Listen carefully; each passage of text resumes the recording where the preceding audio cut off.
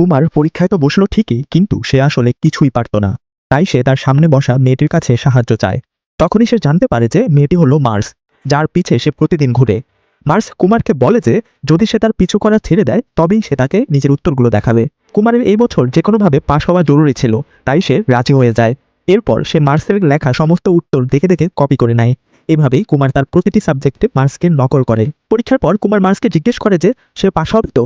তখন মার্স বলে সে নিজে ক্লাসের সেরা 5 জনের মধ্যে থাকে, তাই কুমার যদি ঠিকঠাক নকল করে থাকে তবে সে অবশ্যই সেরা 10 জনের মধ্যে জায়গা পাবে।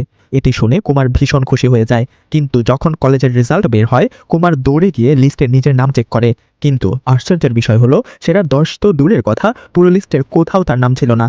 তার থেকেও অবাক করা বিষয় ছিল যে মার্সের নামও সেই লিস্টে নেই। এটি জানতে পেরে মার্স নিজেও খুব দুঃখী। তখন কুমার মার্সকে বলে, যদি তুমি সঠিক উত্তর নাই জানতে তবে আমাকে কেন নকল করতে দিলে, আর তুমি তো বললে টপ 5-এ আসবে, সেটারই বা কি হলো? ঠিক তখনই কুমার এবং মার্স দুজনকে হেডমাস্টারের রুমে ডাকা হয়। হেডমাস্টার জানান যে তারা দুজনেই পরীক্ষায় নকল করেছে। তবে অবাক করা বিষয় হলো মার্স তার খাতায় যেখানে যেখানে কাটাকাটি করেছিল, কুমার সেগুলো হুবহু নকল করে বসে আছে। এর উত্তরে কুমার বলে যে তার মনে হয়েছিল এগুলো হয়তো কোনো নতুন ফর্মুলা। এটা শুনে রুমের সবাই অবাক হয়ে যায়। কোনো পরীক্ষায় আপনি এমন বলদ পেয়েছেন?